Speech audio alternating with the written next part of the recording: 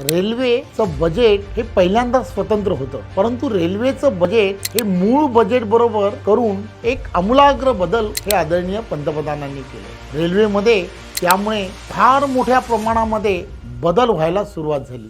2009 ते 2014 या काळामध्ये 1071 कोटी रुपये एवढेच रेल्वेसाठी काँग्रेस गव्हर्नमेंट हे ॲलोकेटेड करत होतं, परंतु एकाच वर्षामध्ये 2023-2024 ला 13,539 कोटी रुपये हे मोदी सरकारने महाराष्ट्रासाठी ॲलोकेट केले। काँग्रेसच्या काळामध्ये सरासरी प्रतिवर्ष फक्त 58 किलोमीटरचे ट्रॅक विकसित केले जात होते। आज मोदी गव्हर्नमेंटच्या काळामुळे भारतात 142 किलोमीटरचे ट्रॅक विकसित होत आहे।